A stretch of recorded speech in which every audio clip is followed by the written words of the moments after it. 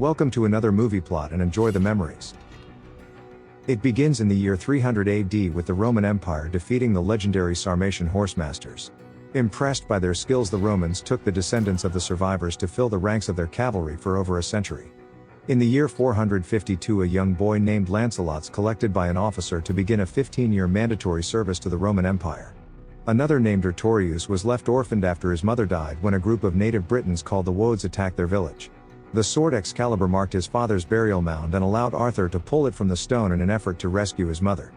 The son of a Roman father and English mother, Arthur's raised on the teachings of Pelagius that all men are equal and is told that he's to serve as the Sarmatians' commander. 15 years later and only 7 knights of the Round Table remain guarding Hadrian's wall from the Woads in the north. The declining Roman Empire is withdrawing from Britain and the knights expect to be discharged from their unflinching service. Before then, Arthur's auxiliary force watches over a bishop's arrival when the caravan's attacked by Woads under the leadership of the infamous Merlin. The defenders of Rome ride down to assist and the skilled falconer Tristan dismounts his horse to use a curved longsword during battle. Gawain fights with a dagger or more often a club, but always with an axe in his primary hand. Dagonet gets depicted as a madman and the strongest of the group who's tasked with wielding the axe when needed. Bors uses curved-bladed knuckle dusters and would be a close second for strongest but raises 11 kids that he still hasn't bothered to name. Lancelot dual wields Roman short swords and Galahad's the most emotional of the group who plunges a spear into a woad before spending the entire battle riding around firing arrows. Arthur wields his father's sword and when the fight's over he shows mercy to Merlin's lieutenant by letting him return home with the surviving woads. They fail to protect the bishop from a crossbow bolt to the face, but he's luckily just a decoy that the real bishop and clever strategist Germanus sent ahead of his vanguard. After hearing about the Woads often traveling south of the wall for these excursions, he boards the wagon to be escorted by his protectors to the nearby wall. Once they get back, the knights sit at the round table where Germanus feels insulted not to be able to sit at the head. He's brought the pardons from Rome, but before handing them over, Germanus asks for a word with Arthur in private where he gives him one final mission. It's to rescue the Pope's favorite godson Electo, who's living north of Hadrian's wall and is destined to be Pope one day himself. He's the son of Marius, who's unaware that thousands of Saxon raiders from Europe have just landed on the coast 3 days north. Their leader Cerdic prevents them from breeding with the local women to keep their bloodlines pure, and when a soldier tries to circumvent this, the king strikes him down. He also has a rivalry with his own son Cynric, who he says that the day he wants to inherit the army's the day they fight to the death. Meanwhile, Arthur goes to relay their new mission to the knights and finds them celebrating and listening to the singing of Bor's wife. The bartender's also an object of Lancelot's affection, though her 11 kids look nothing like him and are all purebred boars. Some of the knights accept their fate to go north of the wall, while others like Bors and Galahad make a big scene about it. Afterwards, Lancelot finds Arthur praying to God and questions his religion as he doesn't believe in anything much himself. Lancelot requires that if he's to die, then burn him and scatter his ashes to the east instead of burying him in some sad cemetery.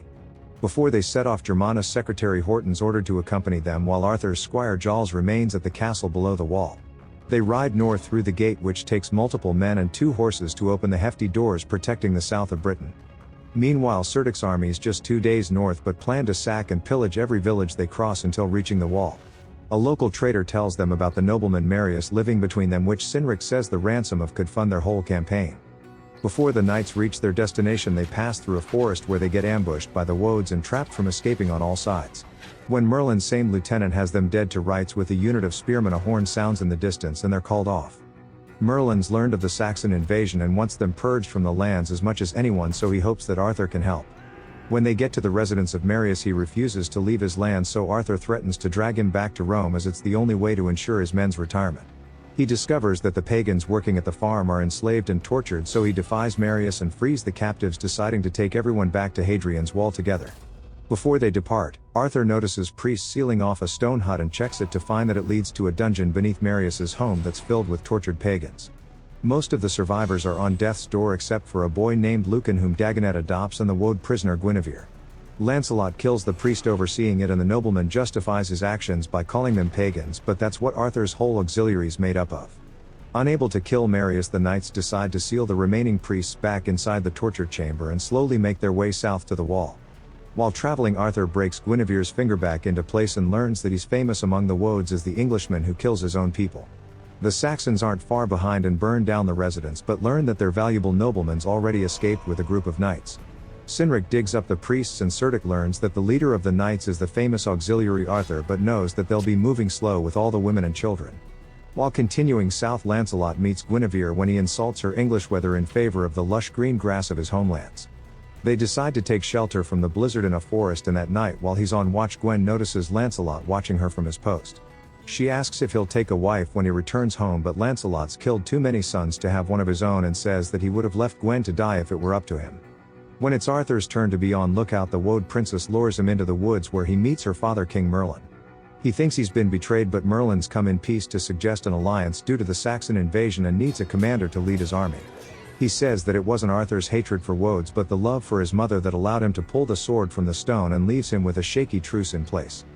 In the middle of the night, Marius betrays the group, taking Lucan hostage, and attempts to kill Dagonet, but is shot with an arrow by the returning Guinevere as the rest of the knights arrive to assist. They let the soldiers live who were only following his orders when Tristan returns from scouting the area to deliver word that the Saxons are close. They continue moving when Alecto reveals the heartbreaking news to Arthur that his teacher was executed in Rome for corrupting the minds of the youth. The knights reach an ice-covered lake bordered on each side by steep cliffs and slowly cross it as there's no other way to get around. The enemy's drums can be heard right behind them, so Arthur and his men agree to stay behind to delay them and allow refugees time to escape. The horses are taken ahead by Jawls while a young farmer named Gannis asks to fight but is told to help Alecto, and the rest reach the wall instead. Gwen remains behind with the knights to help repel the enemy with arrows as Dagonet parts ways with Lucan for the first time since he rescued him. The outnumbering unit of Saxon soldiers halt before the ice, and one fires an arrow to learn that they're out of range, unlike Tristan and Bors. Cynric's men begin to march across the ice, but the knights shoot the Saxons on either end to make them cluster and force the ice to break. When realizing it isn't going to in time, Dagonet runs out onto the ice and breaks it with the axe while the Saxons try to shoot at him. The knights do their best to defend him by shooting any archers that Cynric orders to bring him down, but Dag's mortally struck with multiple arrows. He still manages to collapse the ice shelf beneath the Saxons, and Arthur drags his body out of the lake while Bors guards him with a shield. Dozens of Saxons are killed and the knights successfully repel the enemy, but at the price of one of their own. Cynric returns to his disappointed father for punishment, but King Cerdic can see that's what he wants, so he refuses to give it to him. He instead promotes Raywald to his second in command, and despite losing his men he seems happy with his son's incompetence in failing his mission.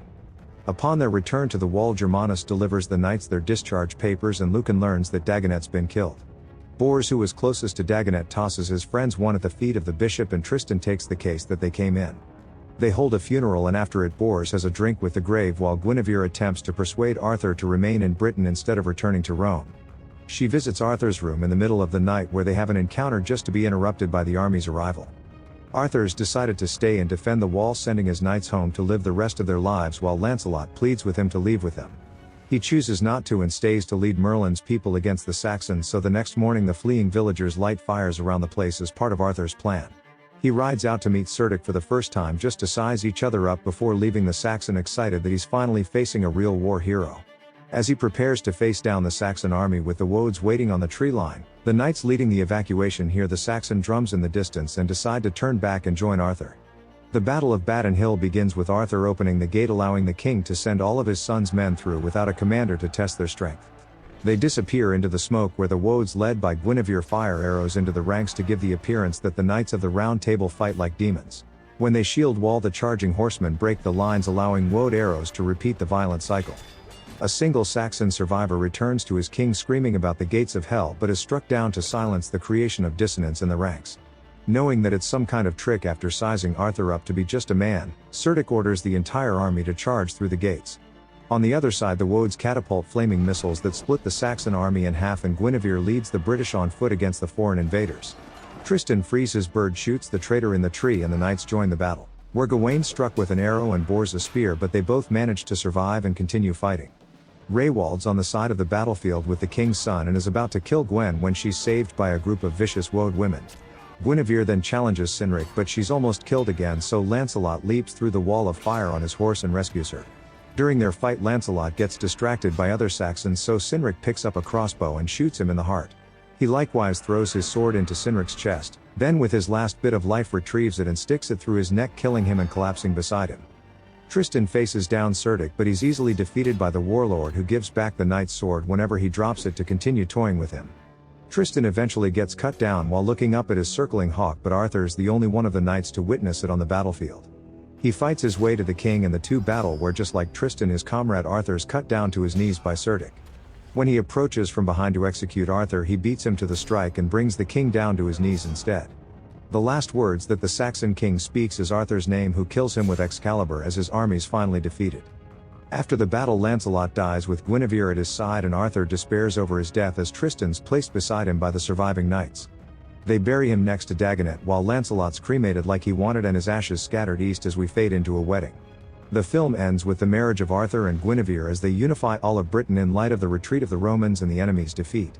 They kiss as Merlin announces the wielder of the sword Arthur to be the king, and he promises to lead them against any future threats, foreign or domestic.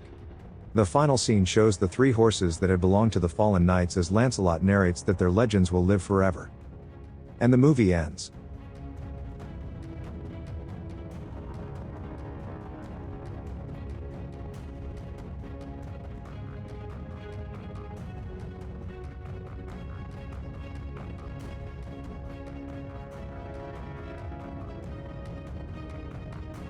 How do you do that? I aim for the middle.